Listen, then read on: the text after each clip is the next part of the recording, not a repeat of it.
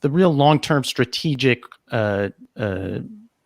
foresight that goes into the deal is recognizing the errors from the response to the European debt crisis, and not just the immediate crisis of the economic needs of the countries that have been really hard hit.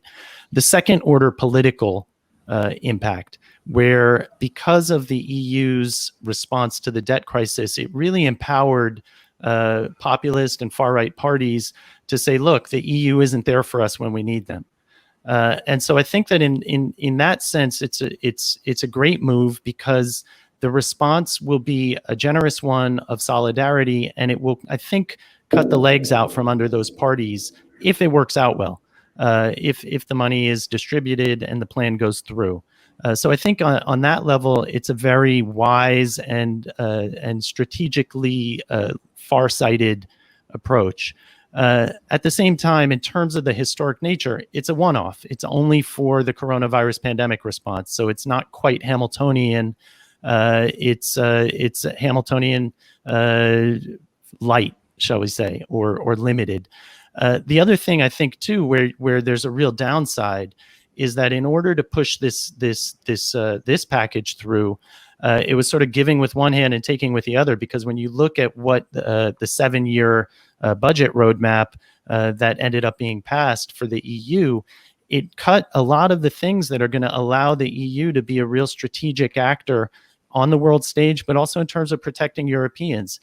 French President Emmanuel Macron, a lot of his discourse on the EU has been about a Europe that protects.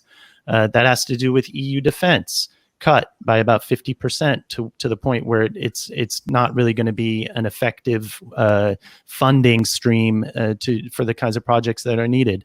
Healthcare, cut in the middle of a pandemic, seems somewhat short-sighted.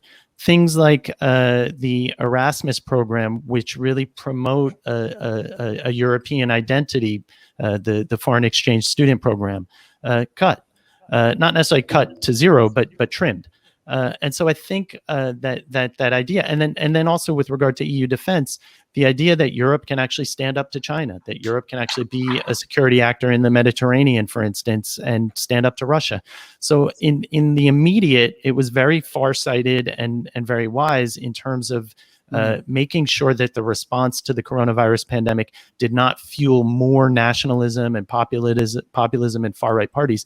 In the long term, it hamstrings a lot of the projects and vision and proposals that would allow the European Union to become the kind of structure that can really pay dividends, but visible dividends to Europeans, the kind that people can point to and say, see, this is why we need Europe.